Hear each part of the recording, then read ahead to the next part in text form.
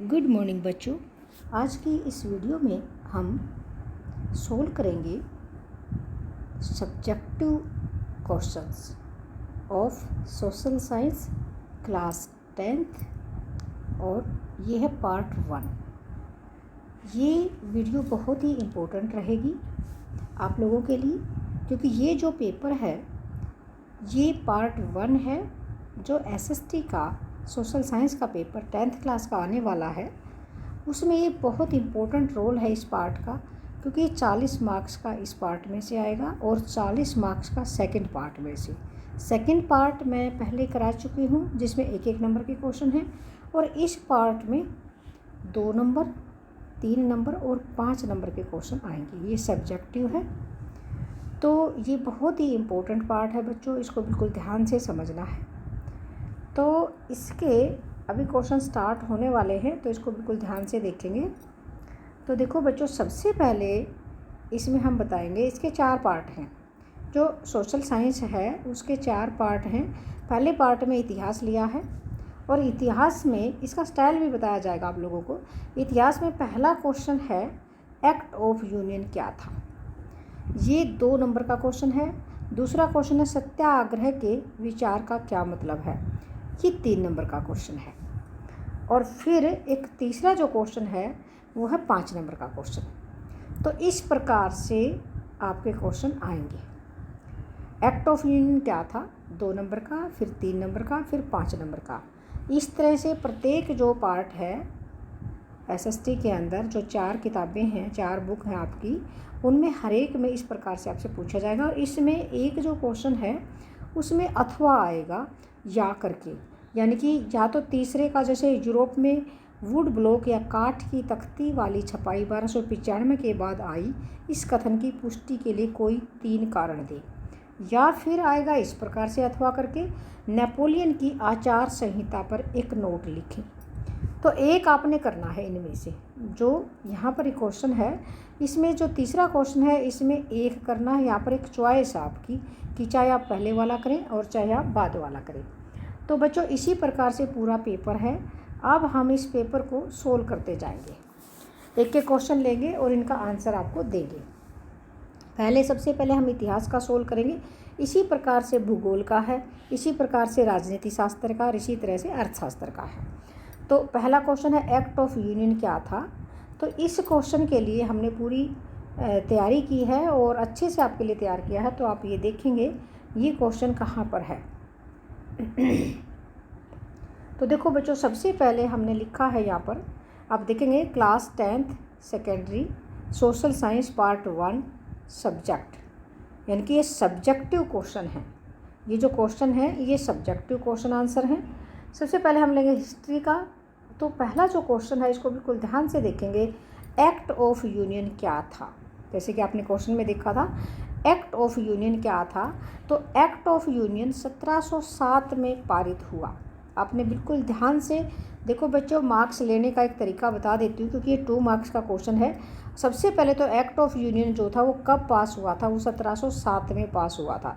ये बिल्कुल ध्यान से इस फिगर को हमने याद करना है कि 1707 में पास हुआ था। इसके अनुसार ये क्या था, एक्ट ऑफ यूनियन इंग्लैंड और स्कॉटलैंड को मिलाकर United kingdom of great Britain का गठन हुआ। देखो बच्चों, इंग्लैंड और स्कॉटलैंड ये 2 कंट्री हैं। स्कॉटलैंड एक छोटा सा कंट्री है इंग्लैंड के पास में। तो इंग्लैंड और स्कॉटलैंड को मिलाकर यूके, जिसको आजकल इंग्लैंड को इंग्लैंड नहीं बोलते बल्कि यूके बोलते, यूनाइटेड किंगडम, यूके यानी कि United kingdom of great Britain का गठन हुआ। इससे इंग्लैंड व्यवहार में स्कॉटलैंड पर अपना प्रभुत्व जमा पाया, और इनका यूनाइटेड किंगडम यानी कि इनका जन्म हुआ, गठन हुआ, दोनों देशों को मिलाकर एक देश बना दिया गया, यानी कि गठबंधन हो गया, इनका गठन हो गया। और इंग्लैंड का प्रभुत्व ज़्यादा रहा स्कॉटलैंड के ऊपर। संसद में आंग्ल सदस्यों का दबदबा रहा। ये जो आंग्ल सदस्य हैं, जो इंग्लैंड वाले जो सदस्य हैं, उनका ज़्यादा दबदबा रहा। विकास के नाम पर स्कॉटलैंड की विशेष संस्कृति और राजनीतिक संस्थानों को योजनाबद्ध तरीके से दबाया गया, यानी कि स्कॉटलैंड को दबा दिया गया एक तरह से। तो ये था भाई एक्ट ऑफ यूनियन पहला जो क्वेश्चन हमारा क्लियर हो गया। देखो इसमें आपने 2 नंबर का क्वेश्चन है, 2 नंबर के हिसाब से आपने लिखना है कि भी 1707 में पास हुआ और इंग्लैंड और स्कॉटलैंड को मिला करके United kingdom of great Britain का गठन हुआ। ये था एक्ट ऑफ यूनियन। और यहाँ पर जो इंग्लैंड के जो सदस्य थे उनका संसद में भी दबदबा रहा और संस्कृति और विकास के नाम पर भी उनको दबाया गया, स्कॉटलैंड को। तो इतना अगर आप लिखेंगे तो आपको पूरे मार्क्स मिलेंगे। नेक्स्ट क्वेश्चन है, ये हमारा 3 नंबर का क्वेश्चन है बच्चों, सत्याग्रह के विचार का क्या मतलब है। सभी बच्चे ध्यान से देखेंगे। सत्याग्रह, सत्य के ऊपर आग्रह, देखिएगा सत्याग्रह।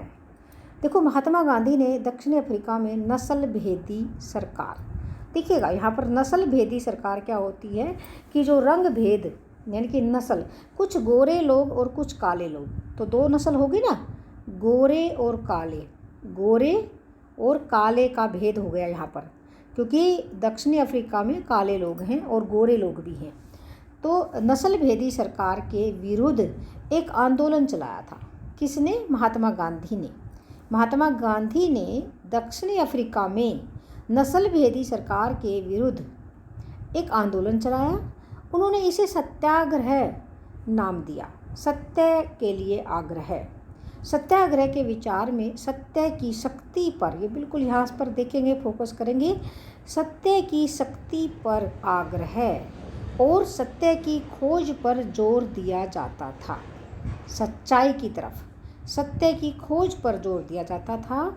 इसका अर्थ यह था कि यदि आपका संघर्ष, यानी कि जो महात्मा गांधी ने जैसे आंदोलन चलाया था और उसमें उनका संघर्ष था, और वो क्या करते, सत्य के ऊपर आग्रह।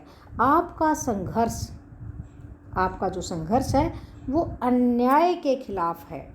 अगर कोई आपके साथ अन्याय करता है और आप संघर्ष करते हैं और वो अन्याय के खिलाफ है, तो उत्पीड़क से मुकाबला करने के लिए किसी शारीरिक बल की ज़रूरत नहीं है।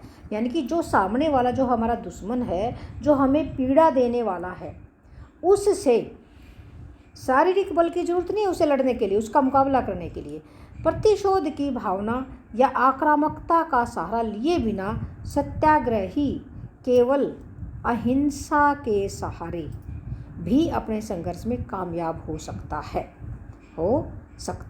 है। तो ये चलाया था महात्मा गांधी जी ने। कहाँ पर चलाया था? दक्षिणी अफ्रीका में। किस लिए चलाया था? नस्ल भेदी सरकार के खिलाफ। उत्पीड़क शत्रु को ही नहीं बल्कि सभी लोगों को हिंसा के द्वारा सत्य को स्वीकार करने पर मजबूर करने की अपेक्षा सच्चाई को देखने और सहज भाव से स्वीकार करने के लिए प्रेरित किया जाना चाहिए। इस संघर्ष में अंततः सत्य की ही जीत होती है। गांधी जी का विश्वास था कि अहिंसा का यह धर्म सभी भारतीयों को एकता के सूत्र में बांध सकता है। गांधी जी ऐसा सोचते थे कि अहिंसा के खिलाफ अगर हम कोई आंदोलन चलाएंगे, अहिंसा का यह धर्म, यानी कि हिंसा के खिलाफ अहिंसा का हथियार अगर अपनाएंगे, सत्य अहिंसा, क्योंकि महात्मा गांधी जी ने यह भी कहा था सत्य अहिंसा परमो धर्म है। तो ये था सत्याग्रह। ये आपको क्लियर हो गया होगा। ये 3 नंबर का था बच्चों। नेक्स्ट क्वेश्चन है हमारा, यूरोप में वुड ब्लॉक यानी कि काठ की तख्ती वाली छपाई 1295 के बाद आई। देखिएगा क्वेश्चन को ध्यान से समझेंगे बच्चे। यूरोप में वुड ब्लॉक यानी कि काठ की तख्ती की छपाई 1295 के बाद आई। पहले क्यों नहीं आई? क्या कारण था? इस कथन की पुष्टि के लिए कोई 3 कारण दें। इन्होंने हमसे 3 कारण मांगे हैं, तो हम 3 कारण देंगे। तो देखो बच्चों, पहला कारण हम यहाँ लिखेंगे, वुड ब्लॉक या काठ की तख्ती की छपाई वाली टेक्नोलॉजी चीन में विकसित हुई। कहाँ पर विकसित हुई? चीन में। और जब आगे हम इसको देखते हैं, जब 1295 ईस्वी में मार्को पोलो नाम का महान खोजी यात्री चीन में काफ़ी साल तक खोज करने के बाद अपने देश इटली लौटा। जब वो वापस इटली आया तो वह वुड ब्लॉक की छपाई का ज्ञान अपने साथ लेकर लौटा था। यानी कि जो मार्को पोलो था वो कई वर्षों तक चीन में रहा और वहाँ से जो तख्ती की जो छपाई है, जब वो अपने देश में, उसका देश था इटली, इटली में जब वो वापस आया तो ये अपने साथ लेकर लौटा था वुड ब्लॉक की छपाई को। पहला कारण तो ये होगा। फिर उसमें क्या हुआ कि जो इतालवी भी, इसलिए देखो अतः का मतलब होता है इसलिए, इतालवी भी वुड ब्लॉक की छपाई का प्रयोग करके किताबें छापने लग गए और जल्द ही यह तकनीक बाकी यूरोप में भी फैल गई। व्यापारी और विद्यार्थी सस्ती मुद्रित किताबें खरीदते थे।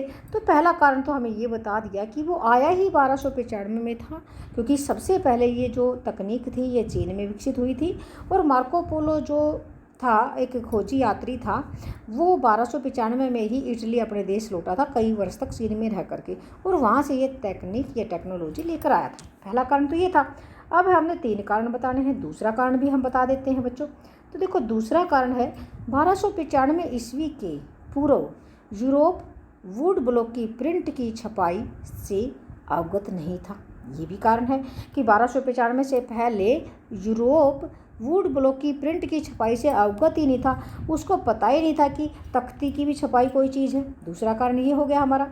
तीसरा कारण है कुलीन वर्ग। जो कुलीन वर्ग जो थे, जो अमीर घराने के जो लोग थे, जो अपने आप को अच्छे कुल वाले समझते थे, और पादरी थे। जैसे यहाँ पर मंदिर होते हैं, मंदिर में पुजारी होता है, तो वहाँ पर चर्च में जो पादरी होता है, और भिक्षु संघ पुस्तकों की छपाई को धर्म के विरुद्ध मानते थे। वो कहते थे कि ये जो छपाई जो है धर्म के विरुद्ध है। मुद्रित किताबों को सस्ती और अश्लील मानते थे, ये भी एक कारण था, इसलिए उससे पहले ये नहीं आई थी। तो ये 3 कारण हमने बताए। तो ये था हमारा 5 नंबर का क्वेश्चन।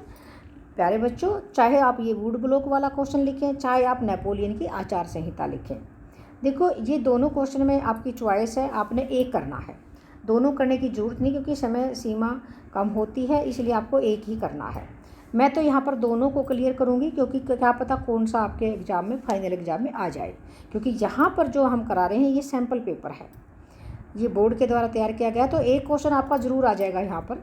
तो देखिए बच्चे, नेपोलियन की आचार संहिता पर एक नोट लिखें, ये भी 5 मार्क्स का है आपका। 1804 की नागरिक संहिता, जिसे आमतौर पर नेपोलियन की संहिता के नाम से जाना जाता है। देखो बच्चों, क्वेश्चन यहाँ 1 नंबर का क्वेश्चन ये भी आ जाता है कि नेपोलियन की आचार संहिता कब लागू की गई, तो ये 1804 में लागू की गई। तो नेपोलियन की जो आचार संहिता है उसको नागरिक संहिता के नाम पर भी जाना जाता है। तो देखिएगा इसमें क्या था, आचार संहिता में क्या था कि जन्म पर आधारित विशेष अधिकार समाप्त कर दिए गए थे। तो पहला पॉइंट यहाँ पर क्या है कि फर्स्ट जो पॉइंट है वो है जन्म पर आधारित विशेष अधिकार समाप्त कर दिए गए थे। देखो पहले ज़माने में क्या था कि जन्म के आधार पर ही वो राजा बन जाता था। अगर राजा का बेटा है तो वो उसका बेटा भी राजा होगा और उसका पोता भी राजा होगा, यानी कि उसके खानदानी पूरा राजवंश रहता था। तो वो अधिकार समाप्त कर दिए थे आचार संहिता में। उससे कानून के समक्ष बराबरी और संपत्ति के अधिकार को सुरक्षित बनाया। देखो जो कानून के समक्ष बराबरी और संपत्ति का जो अधिकार है ना, वो सबके लिए संपत्ति के अधिकार को सुरक्षित बना दिया और कानून के समक्ष सब बराबर होंगे। अब देखिएगा इस संहिता को फ्रांसीसी नियंत्रण के अधीन क्षेत्रों में भी लागू किया गया था। जो फ्रांसीसी नियंत्रण था उन क्षेत्रों में भी लागू किया गया था। डच गणतंत्र, स्विट्जरलैंड, इटली और जर्मनी में नेपोलियन ने प्रशासनिक विभाजनों को सरल बनाया, ये भी कारण था। सामंती व्यवस्था को ख़त्म किया। देखो यहाँ पर इसको आचार संहिता के जो पॉइंट है, अगर हम इनको पॉइंट वाइज देंगे तो और भी अच्छा रहेगा बच्चों। आप लोग पॉइंट में लिख कर आना वहाँ पर। तो यहाँ पर देखिएगा पहला पॉइंट, जन्म पर आधारित विशेष अधिकार समाप्त कर दिए गए और इसने मतलब आचार संहिता ने कानून के समक्ष बराबरी और संपत्ति के अधिकार को सुरक्षित बनाया, ये दूसरा पॉइंट लिख देंगे हम। फिर इस संहिता को तीसरा पॉइंट है फ्रांसीसी नियंत्रण के अधीन क्षेत्रों में भी लागू किया गया। चौथा है यहाँ पर डच गणतंत्र, स्विट्जरलैंड, इटली और जर्मनी में नेपोलियन ने प्रशासनिक विभाजनों को सरल बनाया। और पाँचवा पॉइंट है सामंती व्यवस्था को ख़त्म किया गया और किसानों को भूदास्तव और जागीरदारी शुल्कों से मुक्ति दिलाई। शहरों में भी कारीगरों के श्रेणी संघों के नियंत्रणों को हटा दिया गया, ये छठा पॉइंट है। शहरों में भी यहाँ पर छठा पॉइंट लिखेंगे हम। और इस यातायात और संचार व्यवस्थाओं को सुधारा गया, ये सातवां पॉइंट है। किसानों, कारीगरों, मजदूरों और नए उद्योगपतियों ने नई मिली आज़ादी चखी उद्योगपतियों और ख़ास तौर पर सामान बनाने वाले लघु उत्पादक यह समझने लगे कि एक समान कानून, मानक भार तथा नाप और एक राष्ट्रीय मुद्रा से एक इलाके से दूसरे इलाके में वस्तुओं और पूंजी के आवागमन में सहूलियत होगी। यानी कि काफ़ी अच्छी थी ये आचार संहिता, इसमें काफ़ी सुधार किए गए। और जो नेपोलियन की जो आचार संहिता थी ये 1804 में लागू की गई थी। तो प्यारे बच्चों, आपको ये आचार संहिता के बारे में काफ़ी कुछ पता चल गया है। इसको पॉइंट वाइज आप लिखेंगे। नेक्स्ट क्वेश्चन है आपके सामने, देखेंगे आप। देखो बच्चों, अब आ रही है हमारे पास ज्योग्राफी है, यानी कि भूगोल है। इसको मैं बिल्कुल ओरिजिनल क्वेश्चन पेपर से आपको एक बार दिखाऊंगी कि ओरिजिनल क्वेश्चन पेपर में हमारे ये किस प्रकार से है। तो देखेंगे 7वां क्वेश्चन हमारे सामने है। एक सेकंड, ज्योग्राफी से पहले है नेपोलियन की आचार संहिता और इसके बाद है, देखिएगा 7वें क्वेश्चन से पहले हमारा चौथा क्वेश्चन है। अब सबसे पहले हम करेंगे राजनीति विज्ञान। राजनीति जो विज्ञान है चौथा क्वेश्चन है, फोर्थ क्वेश्चन है। इसका पहला क्वेश्चन 2 मार्क्स का है, वो है सत्ता का विकेंद्रीकरण किसे कहते हैं। What do you mean by decentralisation of power. Decentralisation of power क्या है या सत्ता का विकेंद्रीकरण क्या है, ये क्वेश्चन हम करेंगे। लोकतंत्र को सबसे बेहतर क्यों बताया गया है। Democracy is the best form of government why, ये 3 नंबर का है। और भारतीय संघीय व्यवस्था के प्रमुख लक्षणों का उल्लेख कीजिए, ये 5 नंबर का है। और इसका अथवा में है, लोकतंत्र में राजनीतिक दलों की विभिन्न भूमिकाओं की चर्चा कीजिए, ये अथवा करके है और करके है। इन दोनों में से हमें एक करना है। तो डियर स्टूडेंट्स, पहले हम राजनीतिक विज्ञान के क्वेश्चन करेंगे आगे चल करके, जैसा कि हमने पेपर सोल्व किया है। यहाँ पर आप देखेंगे राजनीतिक विज्ञान, राजनीतिक विज्ञान इसने आगे ले लिया बच्चों ने, कोई बात नहीं। ये है पॉलिटिकल साइंस। तो ये देखेंगे, ये हमारा फोर्थ क्वेश्चन है, सत्ता का विकेंद्रीकरण किसे कहते हैं। तो देखो बच्चों, सत्ता के विकेंद्रीकरण का अर्थ है शासन की सत्ता को शासन के विभिन्न अंगों में बांट देना। इसको काट देते हैं। तो देखिएगा, सत्ता का विकेंद्रीकरण किसे कहते हैं। सत्ता के विकेंद्रीकरण का अर्थ, ये बिल्कुल डिसेंट्रलाइजेशन का क्या मतलब है, शासन की सत्ता को, ध्यान से देखेंगे, शासन की सत्ता को शासन के विभिन्न अंगों में बांट देना, अलग अलग भागों में बांट देना। भारतीय संविधान ने सत्ता के विकेंद्रीकरण को अपनाते हुए शासन की शक्तियों को केंद्र सरकार, राज्य सरकार और स्थानीय शासन या स्थानीय सरकार संस्थाओं के हाथों में विभाजित किया हुआ है। तो सत्ता का ये सब क्या है, सत्ता का विकेंद्रीकरण कहलाता है। यानी कि सत्ता को कई भागों में बांट दो। जैसे भारत ने 3 भागों में बांटा, केंद्र सरकार, राज्य सरकार और स्थानीय सरकार। तो यही है सत्ता का विकेंद्रीकरण। बहुत ही आसान क्वेश्चन था और ये था 2 मार्क्स का। नेक्स्ट क्वेश्चन है, लोकतंत्र को सबसे बेहतर क्यों बताया गया है। ये भी इम्पोर्टेंट क्वेश्चन है, ये 3 मार्क्स का है हमारा। तो देखो बच्चों, लोकतंत्र को सबसे बेहतर निम्नलिखित कारणों से बताया गया है। पहला पॉइंट है, लोकतंत्र नागरिकों में समानता को बढ़ावा देता है। सब समान हैं लोकतंत्र में, सब नागरिक समान होते हैं। बहुत इम्पोर्टेंट है ये बात। यह व्यक्ति की गरिमा को बढ़ाता है। तीसरा पॉइंट है, इसमें गलतियों को सुधारने की गुंजाइश होती है। चौथा है, टकरावों को टालने संभालने का ढंग देता है। पांचवा पॉइंट, इससे निर्णयों में बेहतरी आती है। देखो बच्चों, लोकतंत्र सबसे बेहतर है, ये पॉइंट हमने बताए, क्योंकि देखो जो लोकतंत्र है वो लोगों के लिए और लोगों के द्वारा।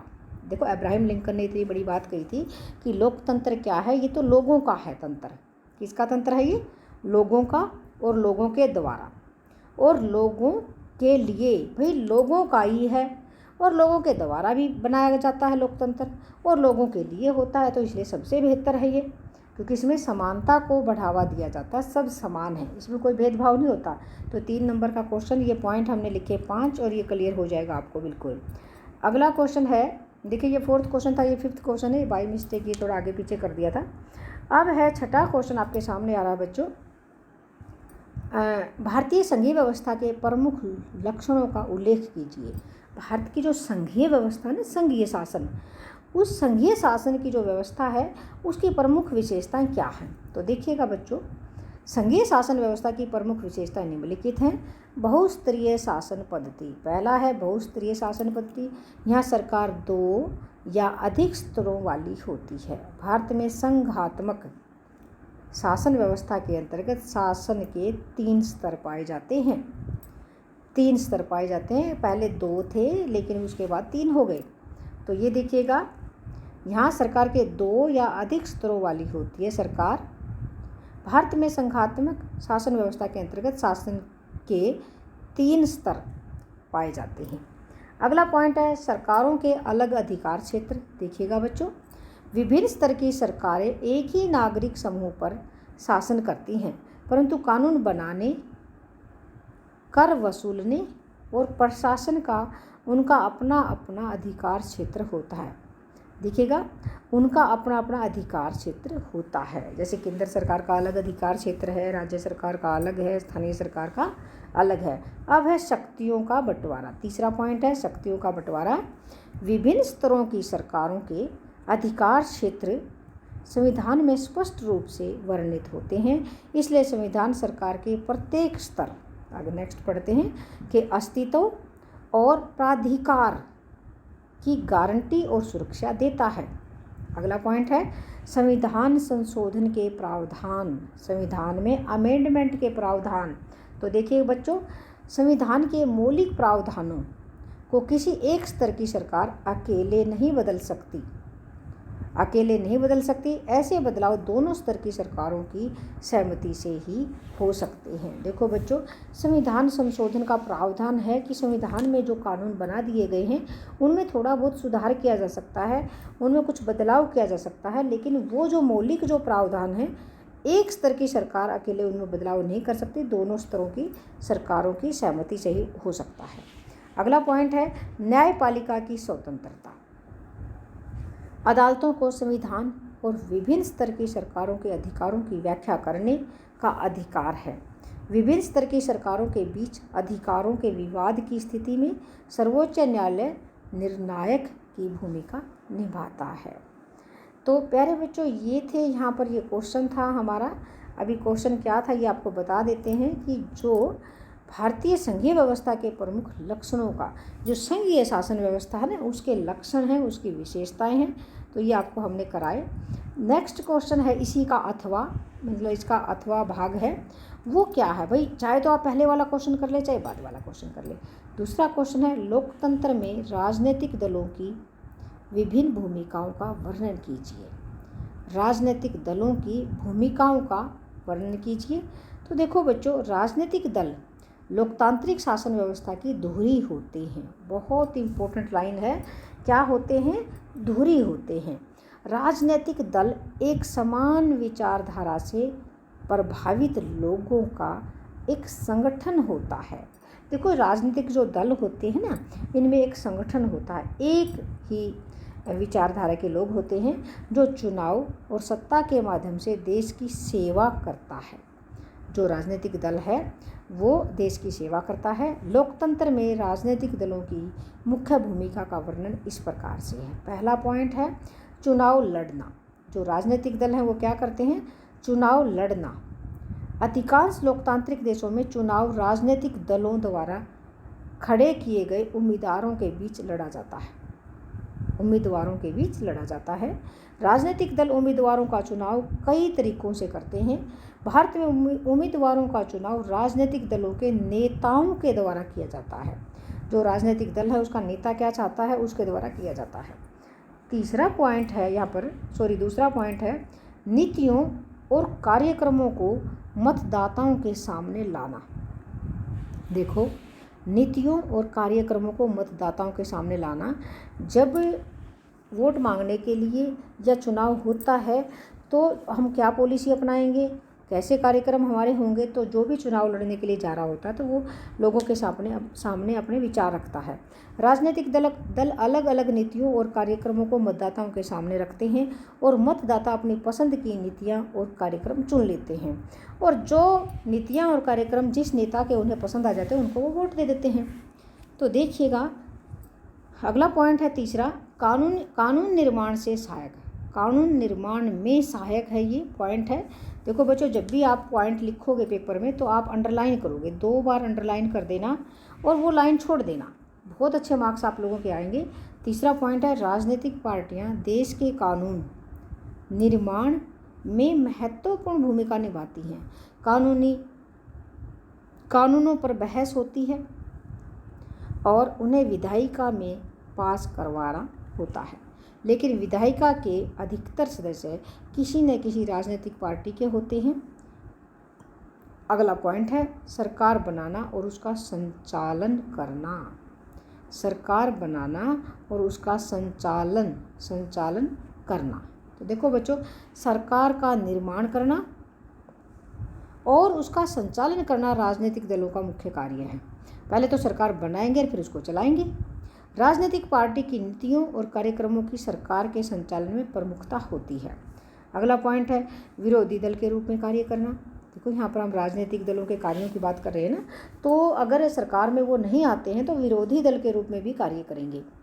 चुनाव हारने वाले दल शासक दल के विरोधी पक्ष की भूमिका निभाते हैं और सरकार की गलत नीतियों के खिलाफ आम जनता को लामबंद करते हैं, यानी कि विरोधी दल के रूप में भी कार्य करते हैं।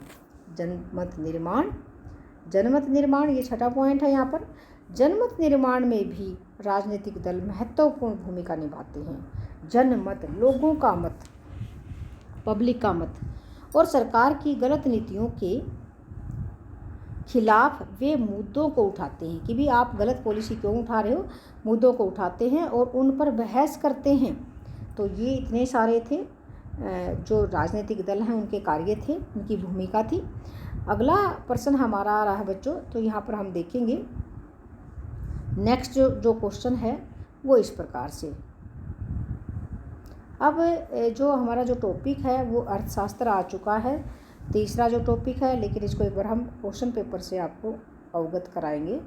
इससे पहले हम आपका भूगोल कराएंगे। तो देखो बच्चों, भूगोल में क्या है, पहले ओरिजिनल पेपर आपको दिखा देते हैं भूगोल का।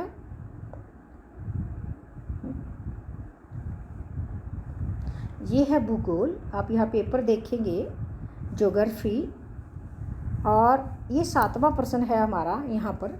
तो देखो बच्चों, 6 प्रश्न हम करा चुके हैं, 7वां प्रश्न है, उत्पत्ति के आधार पर 2 संसाधनों के नाम लिखें।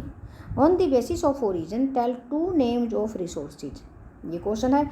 8वां क्वेश्चन है, उद्योग पर्यावरण को कैसे प्रदूषित करते हैं। उद्योग पर्यावरण को कैसे प्रदूषित करते हैं। How do industries pollute the environment. देखो बच्चों, ये जो उत्पत्ति के आधार पर 2 संसाधनों के नाम लिखें, ये 2 मार्क्स का है, और उद्योग पर्यावरण को कैसे प्रदूषित करते हैं ये 3 मार्क्स का है, और एक रह गया हमारा 5 मार्क्स का क्वेश्चन। संसाधन क्या है, मृदा संसाधन की व्याख्या करें। What is resource, describe soil resource. और इसका अथवा में जो क्वेश्चन है वो इस प्रकार से है, भारत निम्नलिखित को भारत देश के रेखा मानचित्र पर प्रदर्शित करें। हमने मैप बनाना है, मैप को भरना है। Represent the following on the outline map of country India. देखो बच्चों, यहाँ पर हमने मैप बनाना है, मैप को फिल करना है। ये बहुत ही इम्पोर्टेंट होता है और बहुत ही आसान होता है।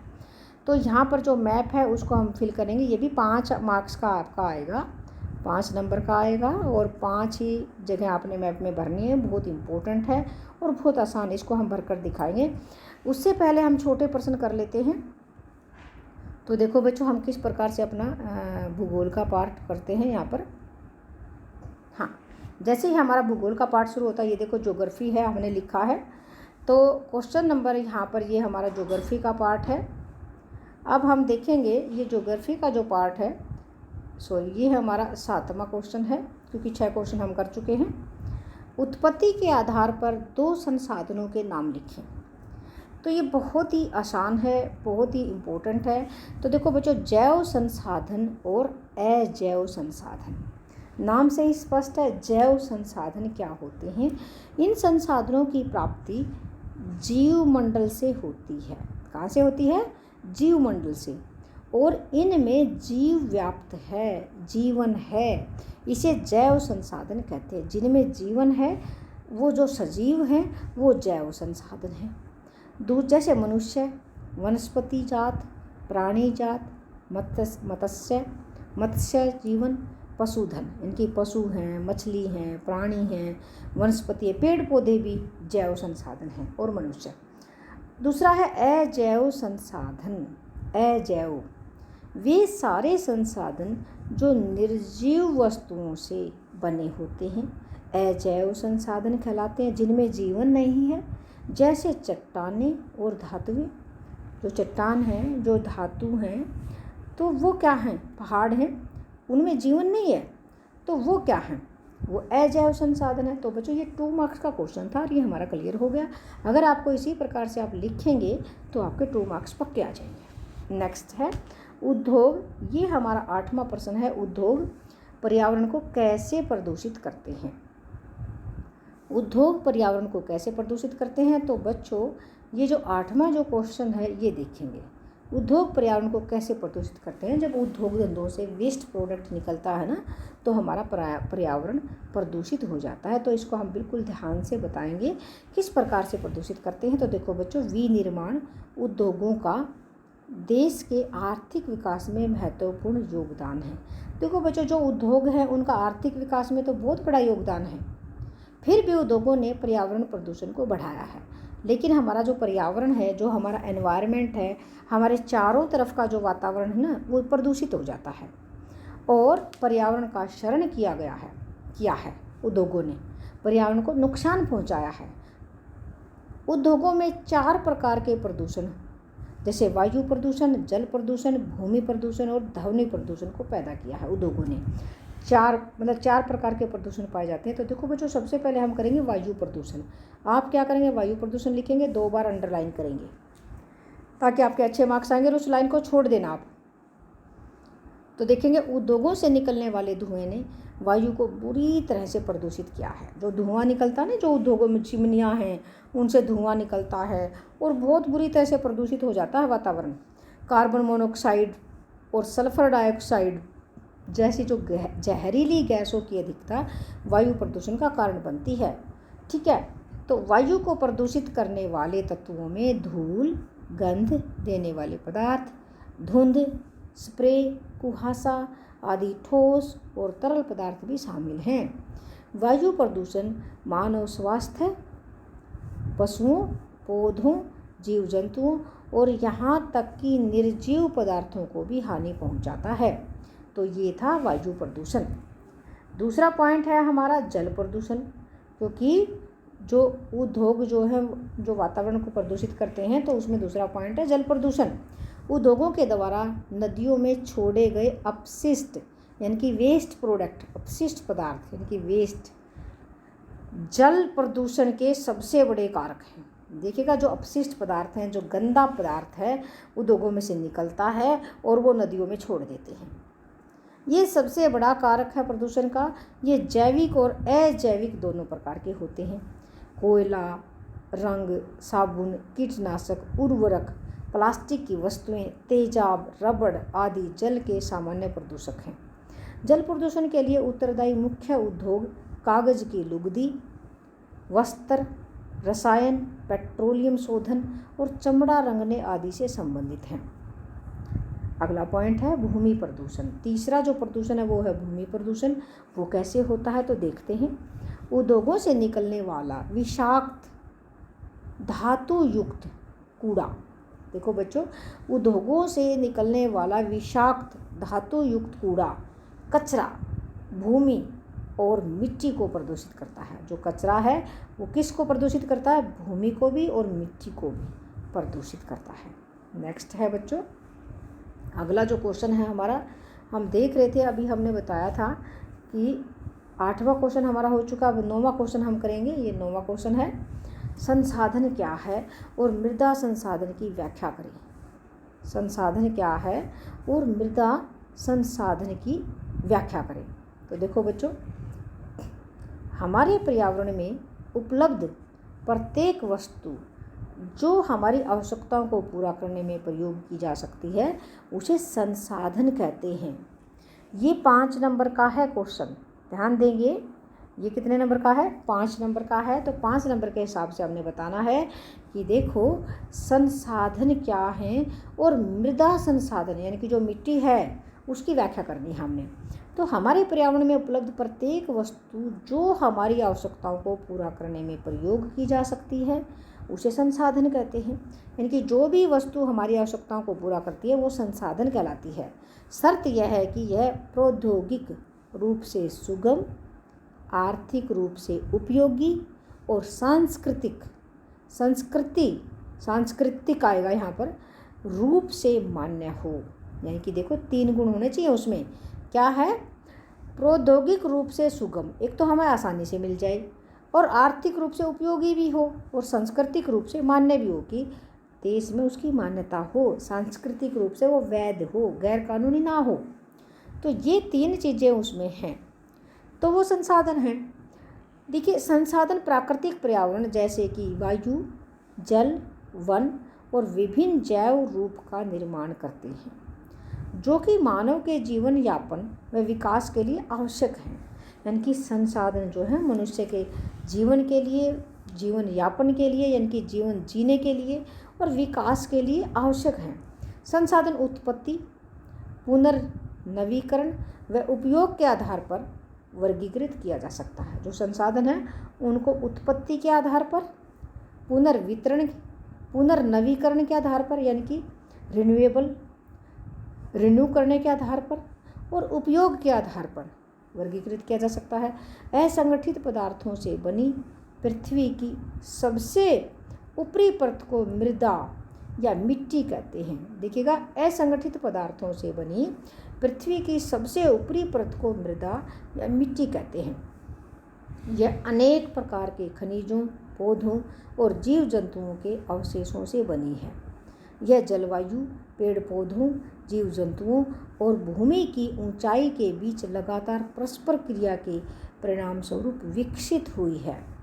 और मृदा एक महत्वपूर्ण प्राकृतिक संसाधन है। मिट्टी में खेती होती है और मिट्टी कई जीवों का प्राकृतिक आवास भी है। मृदा के निर्माण में कई प्राकृतिक कारकों की महत्वपूर्ण भूमिका होती है, जैसे कि तापमान, पानी का बहाव, पवन। साथ में इस प्रक्रिया में कई भौतिक और रासायनिक परिवर्तनों का योगदान होता है। तो बच्चों ये क्वेश्चन था हमारा, और क्वेश्चन किस प्रकार से था कि संसाधन क्या हैं और मृदा संसाधन की व्याख्या करें। तो ये 9वां क्वेश्चन हमने आपको अच्छे से क्लियर कराया। और अब है इसका अथवा, यानी कि या तो ये क्वेश्चन करेंगे या फिर आप इसका अथवा करेंगे।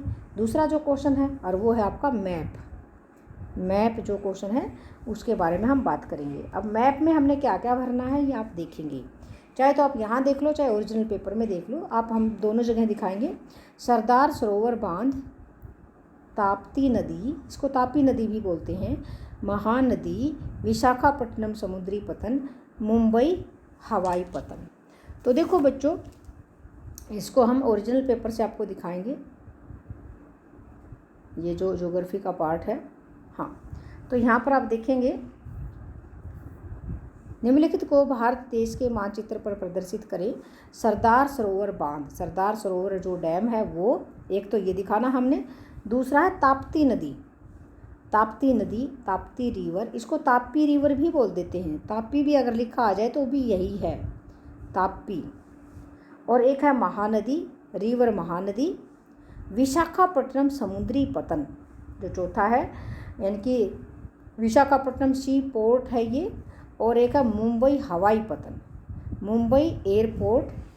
जो मुंबई जो एयरपोर्ट है इसका नाम छत्रपति शिवाजी इंटरनेशनल एयरपोर्ट भी है, इसका दूसरा नाम भी है छत्रपति। अगर मान लीजिए यहाँ पर आ जाए छत्रपति शिवाजी एयरपोर्ट, अंतर्राष्ट्रीय हवाई अड्डा, तो भी छत्रपति शिवाजी अंतर्राष्ट्रीय, तो भी मुंबई हवाई पतन का नाम है वो। तो प्यारे बच्चों, इसको हम आगे अभी करेंगे। मैंने इसका मैप तैयार किया है, अभी आपको दिखाएंगे।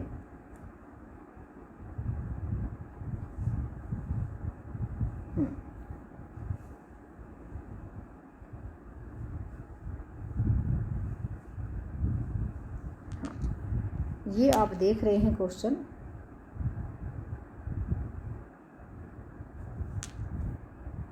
हाँ चला गया।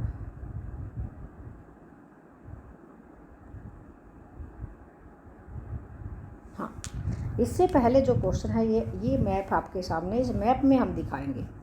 अब आप देखो, ये आपके सामने मैप है बच्चों, और इसमें हम सबसे पहले दिखाएंगे सरदार सरोवर बांध।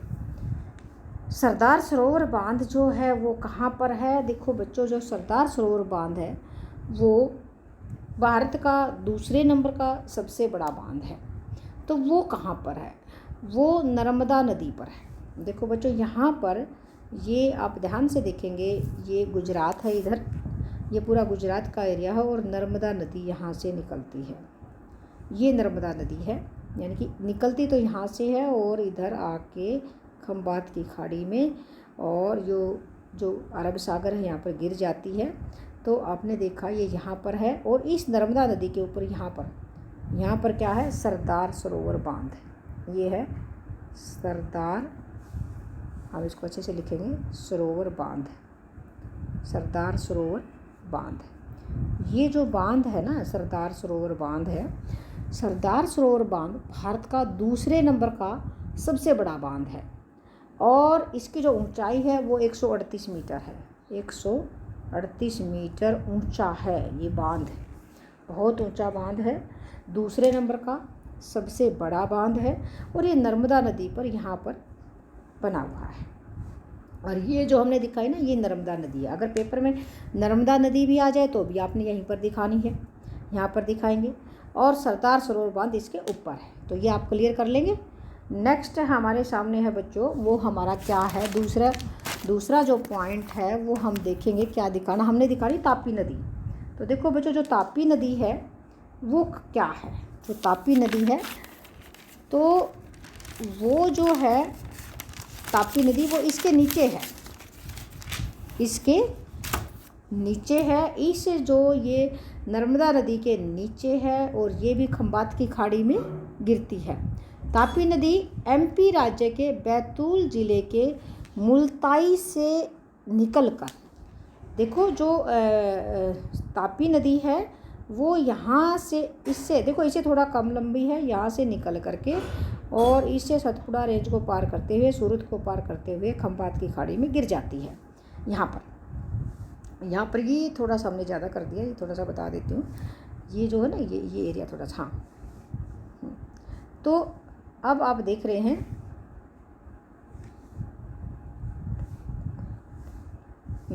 तो ये नर्मदा नदी है। ये नर्मदा नदी भी हमारी हो गई।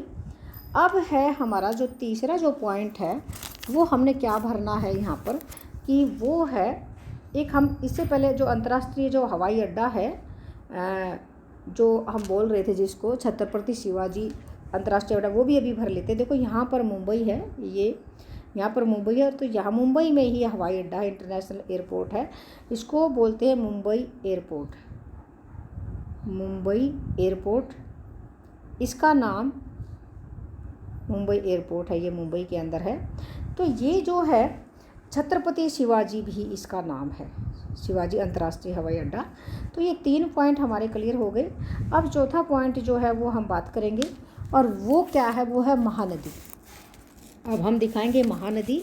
महानदी कहाँ से निकलती है? तो देखो बच्चों, जो ये महानदी है वो क्या है? महानदी जो है, देखो ये यहाँ से निकल करके ऐसे, ये बे ऑफ बंगाल में गिरती है। ये महानदी हमने बताई, महानदी। तो ये महानदी जो है, ये इसका उद्गम स्थान जो है छत्तीसगढ़ राज्य के धमतरी ज़िले में, इसका जो स्थान है वो है छत्तीसगढ़ राज्य के धमतरी ज़िले में स्थित सिहावा नामक पर्वत श्रेणी के महेंद्रगिरी पर्वत में स्थित एक कुंड से हुआ। और इस नदी का जो प्रवाह है, ये जो नदी है, ये जो प्रवाह है दक्षिण से उत्तर की तरफ है, और ये सबसे बड़ी नदी है। ये जो महानदी है, इसकी जो लंबाई है 851 किलोमीटर है इस नदी की। और देखिएगा इसमें ये जो नदी है ये छत्तीसगढ़ राज्य भी आ जाता है इसमें, इस तरह से छत्तीसगढ़ राज्य है। तो जो छत्तीसगढ़ जो राज्य है ना उसमें 286 की दूरी तय करती है और बाकी का ये नदी डेल्टा बनाती है उड़ीसा के अंदर। उड़ीसा के कटक नगर से ये 7 मील पहले शुरू इसका डेल्टा हो जाता है और ये बंगाल की खाड़ी में यहाँ पर गिर जाती है। तो ये थी महानदी। यहाँ पर आप दिखाएंगे, इसको लंबाई में दिखाएंगे बच्चे। कुछ बच्चे क्या करते हैं कि पॉइंट बना देते हैं, वो गलत होता है क्योंकि नदी कभी पॉइंट नहीं होती, वो तो बहती हुई नदी होती है। अब अगला है बच्चों, अगला पॉइंट हमारा रह गया विशाखापट्टनम बंदरगाह यानी कि समुद्री पतन। जो विशाखापट्टनम है वो समुद्री पतन है और जो विशाखापट्टनम है वो कहाँ पर स्थित है, वो आंध्र प्रदेश में, एपी में, आंध्र प्रदेश में स्थित है। और इस जो विशाखापट्टनम जो बंदरगाह है इसको किस नाम से जाना जाता है, पूर्वी तट के गहने के रूप में जाना जाता है। देखो बच्चों ये जो है ना ये पूर्वी तट है, ये पूरा पूर्वी तट है और ये पश्चिमी तट है। तो पूर्वी तट के गहने के रूप में किसको जाना जाता है, विशाखापट्टनम को। और ये देश का चौथा सबसे बड़ा बंदरगाह है, ठीक है। और जो ये कैलकटा है, यहाँ पर जो कैलकटा है, कैलकटा से इसकी दूरी है 800 किलोमीटर और चेन्नई से इसकी जो दूरी है वो है 435। यहाँ से अगर ये चला तो ये 435 है और यहाँ से 800, यहाँ से दूरी 800 है ऊपर से नीचे आते टाइम कलकत्ता से, और चेन्नई से दूरी हो जाएगी इसकी 435। तो बच्चों ये मैंने 5 पॉइंट आपके कराए मैप के। नेक्स्ट हमारा जो रहता है वो रहता है अर्थशास्त्र। अगला जो हमारा है वो अर्थशास्त्र है, उसको भी हम क्लियर करा देते हैं। तो पहला क्वेश्चन हमारा है, देखेंगे सार्वजनिक क्षेत्र के किन्हीं 2 उद्यमों का नाम बताइए। तो बच्चों जो सार्वजनिक क्षेत्र के हैं, जो सरकार के अंडर में हैं, वो कौन कौन से हैं। तो 2 उद्यमों के नाम हम यहाँ पर बताएंगे। भारत इलेक्ट्रॉनिक्स लिमिटेड, भैल भारत इलेक्ट्रॉनिक्स लिमिटेड ये भी है। महानगर टेलीफोन निगम लिमिटेड MTNL भी है। तो ये 2 सार्वजनिक क्षेत्र के उद्यम हैं। नेक्स्ट क्वेश्चन है हमारा, ये 2 मार्क्स का था। आप यहाँ पर सार्वजनिक क्षेत्र के और भी उद्योग कोई भी बता सकते हो जो भी सार्वजनिक क्षेत्र के अंदर हैं। अब हमारा 3 नंबर का जो क्वेश्चन है वो इस प्रकार से है, वस्तु विनिमय प्रणाली की व्याख्या करें। वस्तु विनिमय प्रणाली की व्याख्या करें। वस्तु विनिमय एक ऐसी प्रणाली है जिसमें बिना मुद्रा का प्रयोग किए, क्योंकि उस टाइम पे तो मुद्रा थी ही नहीं, मुद्रा के प्रयोग के बिना वस्तुओं का क्रय विक्रय किया जाता है। और वस्तु विनिमय के लिए उत्तरदायी आवश्यकताओं का दोहरा संयोग होना एक आवश्यक शर्त है। देखो बच्चों जो वस्तु विनिमय प्रणाली थी वो सीसी इकोनॉमी थी। सीसी इकोनॉमी का मतलब कमोडिटी के बदले में कमोडिटी, वस्तु का के बदले में वस्तु का प्रयोग किया जाता है, यानी कि वस्तु का विनिमय वस्तु के साथ। अब यहाँ कह रहा है वस्तु विनिमय के लिए उत्तरदायी आवश्यकताओं का दोहरा संयोग होना एक आवश्यक शर्त है।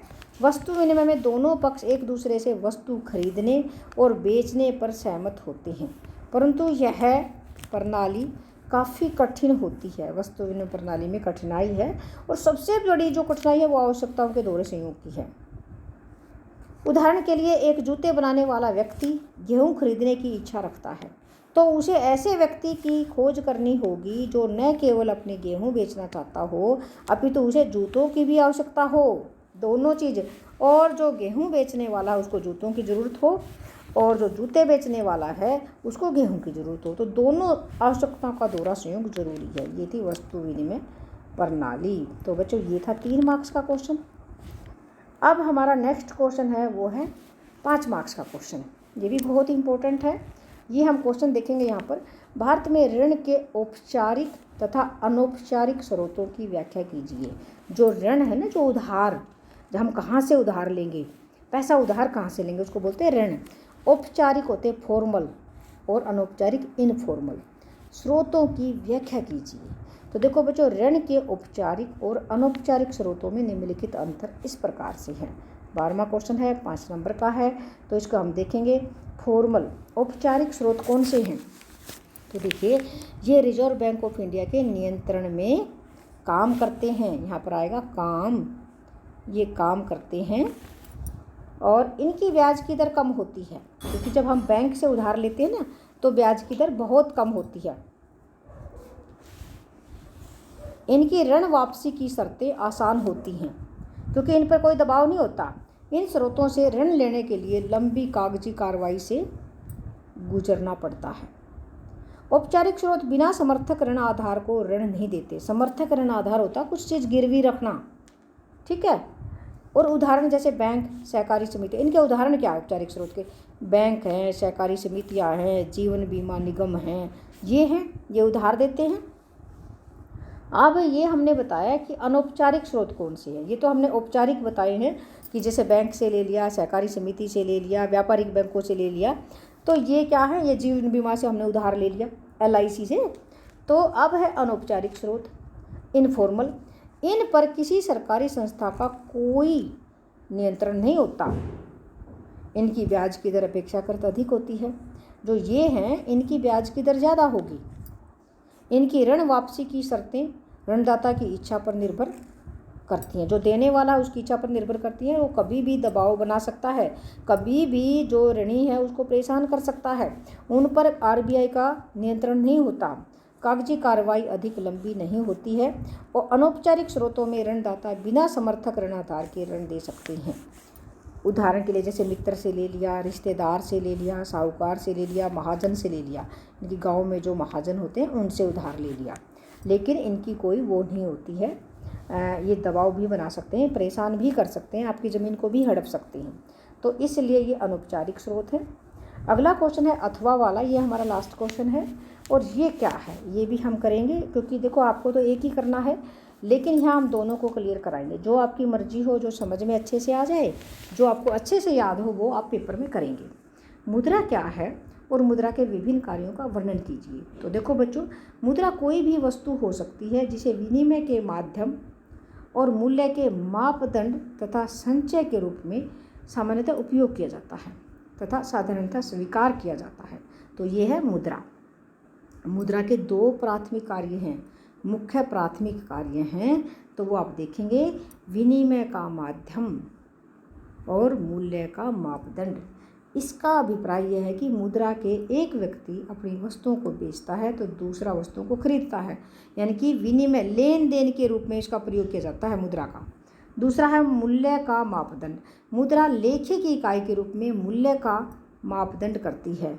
लेखी की इकाई से अभिप्राय है यह है कि प्रत्येक वस्तु तथा सेवा का मूल्य मुद्रा के रूप में मापा जाता है, यानी कि हम वस्तुओं के मूल्य को माप सकते हैं। और मुद्रा से पहले वस्तुओं के मूल्य का आंकलन करना बहुत ही मुश्किल था। तो देखो बच्चों, यहाँ पर हमने मुद्रा के बारे में बताया और मुद्रा के विभिन्न कार्यों के बारे में बताया। तो प्यारे बच्चों, आगे भी इसके पॉइंट हैं कुछ, वो हम देखेंगे। एक सेकंड, यहाँ पर हम देख रहे हैं, ये क्लियर हो चुका है हमारा, ये कंप्लीट हो गया है। मुद्रा के कार्य हमने कराए हैं और मुद्रा के जो क्वेश्चन था हमारा, तो ये कंप्लीट हो गया है। तो डियर स्टूडेंट्स, मैं उम्मीद करूँगी कि आप लोगों को ये अच्छे से क्लियर हो गया होगा पूरा पेपर। ये हमारा सब्जेक्टिव पेपर था। तो इसी के साथ मैं आप लोगों से विदा लेती हूँ और उम्मीद करती हूँ कि आप एग्ज़ाम में बहुत अच्छा सा करके आएंगे और सभी बच्चे ध्यान से क्वेश्चन पेपर को करेंगे। Okay, thank you.